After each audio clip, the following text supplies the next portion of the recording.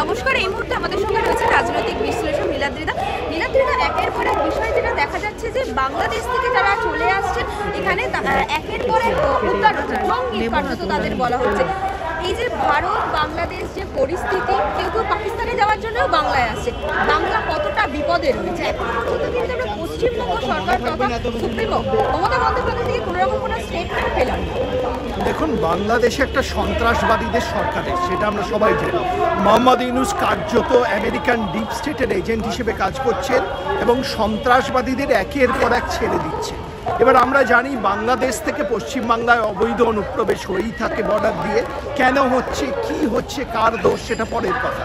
কিন্তু যদি জঙ্গিদের ছেড়ে দেওয়া হয় এবং যদি অবৈধ অনুপ্রবেশ চলতে থাকে, এটা স্বাভাবিক পশ্চিমবঙ্গে জঙ্গিরা প্রবেশ করবে। তাহলে আমার, আপনার, বিজেপি, তৃণমূল, সিপিএমের, হিন্দু, মুসলমান সবার লাইফ কিন্তু বিপদের মুখে পড়বে। সেখানে একটা প্রশ্ন এসে যায়, বাংলায় মমতা বন্দ্যোপাধ্যায় এনআরসি করতে দিলেন না কেন? মমতা বন্দ্যোপাধ্যায় যদি বাংলায় এনআরসি করতে দিতেন, মানুষ যদি কাগজ দেখাতো, তাহলে কি বৈধ অনুপ্রবেশকারী কে অবৈধ অনুপ্রবেশকারী খুব স্পষ্ট হয়ে যেত। কে জঙ্গি কে জঙ্গি নয় সেটাও আইডেন্টিফাই করা অবৈধ অনুপ্রবেশকারীদের মধ্যে স্পষ্ট হয়ে যেত। তাহলে যদি বাংলায় কোনো বিস্ফোরণ হয়, তার দায় কি মমতা বন্দ্যোপাধ্যায় নেবেন সেই দিন এনআরসি আটকে দেওয়ার জন্য? এই প্রশ্নটাই এসে। কিন্তু এখনো পর্যন্ত এই যে জঙ্গিদের নিয়ে শাসক দল একবার বিরোধীরা আক্রমণ করছে, বিরোধীরা শাসক দলকে আক্রমণ করছে, বারবার কিন্তু বিএসএফ আর পশ্চিমবঙ্গ পুলিশের কথা উঠেছে। রাজনৈতিক বিশ্লেষক হিসেবে আপনি কি বলবেন, ব্যর্থতাটা আলটিমেটলি? দেখুন, বিএসএফেরও ব্যর্থতা, কারণ অবৈধ অনুপ্রবেশ হচ্ছে।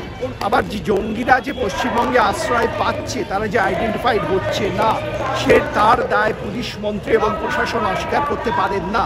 এবং আমাদের মনে রাখতে হবে, এ রাজ্যের মুখ্যমন্ত্রী হচ্ছেন পুলিশ মন্ত্রী, কারণ দায়টা অনেক বেড়ে যায়। আজকে পুলিশ আরজি করে যখন সেই মেয়েটির হত্যা হয়েছিল, ধর্ষণ হয়েছিল, কি ভূমিকা পালন করেছে রাজ্যবাসী দেখেছে। পুলিশের ভূমিকা এমনই ছিল, মুখ্যমন্ত্রী বাধ্য হয়েছিলেন কলকাতার পুলিশ কমিশনকে সরিয়ে দিতে। তিনি ভালো কাজ করলে নিশ্চয়ই সরাতেন না। তার পাশাপাশি পুলিশ কিন্তু ডাক্তারদের আটকাতে যতটা তারা বলিয়ান, আজকে এখানে ডাক্তারদের ধর্ণা চলছে, ততটা কিন্তু জঙ্গিদের আটকাতে তারা তৎপর নয়। এটাই দুর্ভাগ্য। পুলিশের টার্গেট হচ্ছে ডাক্তারেরা, টার্গেট জঙ্গিরা। জঙ্গিদের তারা ডাক্তারদের মতো ট্রিট করছে আর ডাক্তারদের জঙ্গির মতো ট্রিট করছে। এটাই পশ্চিমবঙ্গের দুর্ভাগ্য। কাল যদি কোনো বিপদ নেমে আসে, সে বিপদ কিন্তু সবার জন্য আসবে। তাই আমাদের ঐক্যবদ্ধ হয়ে জঙ্গিদের বিরুদ্ধে ঐক্যবদ্ধ হওয়া উচিত এবং সরকারকে এই ব্যাপারে এগিয়ে আসা উচিত। আপনি এই যে ক্ষমতায় থাকাকালীন অনেকগুলো দল, রাজনৈতিক দলকে কার্যত দেখেছেন। আমি বলবো যে এই মুহূর্তে পশ্চিমবঙ্গ যে রাজনৈতিক দল রয়েছে, তাদের প্রশাসন রয়েছে, তাদের কি পদক্ষেপ নেওয়া উচিত পশ্চিমবঙ্গের জন্য আপনি মনে করেন? আমার মনে হয় তাদের রাজনীতির ঊর্ধ্বে উঠে কাজ করা উচিত। প্রথমে সমস্ত দলের সাথে একসাথে মিটিং করে জঙ্গিদের আইডেন্টিফাই করা উচিত এবং এনআরসি হতে দেওয়া উচিত পশ্চিমবঙ্গে। পশ্চিমবঙ্গে এখন এনআরসির প্রয়োজন প্রচণ্ড বেশি। আমরা যদি আমাদের বৈধ ভারত সরকার থেকে প্রাপ্ত কাগজ, সেটা পাসপোর্ট হোক, সেটা আধার কার্ড হোক, সেটা ভোটার কার্ড হোক, দেখাতে রাজি হই, তাহলে কে জঙ্গি কে জঙ্গি নয়, কে অনুপ্রবেশকারী কে অবৈধ অনুপ্রবেশকারী, সেটা আইডেন্টিফাই করা অনেক সহজ হয়ে যাবে। আজকে মমতা বন্দ্যোপাধ্যায় যদি ঘোষণা করেন তিনি এনআরসিকে সমর্থন করছেন এবং কেন্দ্রীয় সরকারকে এনআরসি রূপায়ণে এই মুহূর্তে সাহায্য করবেন, সেটা কিন্তু জঙ্গিদের আটকাতে একটা বড় পদক্ষেপ। কিন্তু দাদা, এনআরসি হলে তারা যারা বলছে যে যারা 40 বছর 50 বছর আগে চলে এসেছে বাংলাদেশ থেকে, তারা তো কোনো কাগজ দেখাতে পারবে না, তারা যাবে কোথায়? না বাংলাদেশ না ভারত। একজন মানুষ 40-50 বছর আগে যারা পশ্চিমবঙ্গে এসছে তাদের ক্ষেত্রটা আলাদা, কিন্তু যারা এই মুহূর্তে পশ্চিমবঙ্গে 40-50 বছর আগে আসেননি তাদের ক্ষেত্রটা আলাদা। যারা এসছেন পশ্চিমবঙ্গে তাদের তো ভোটার কার্ড আছে, তাদের তো পাসপোর্ট থাকতে হবে, তাদের তো আধার কার্ড আছে, সেগুলো তো আছে, সেগুলো তারা দেখাতে পারে।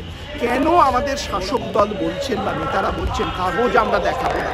আমার যদি বৈধ কাগজ থাকে, আমি 100 বছর আগে আসি কি 1 বছর আগে আসি, সেটা দেখাতে অসুবিধে কোথায়?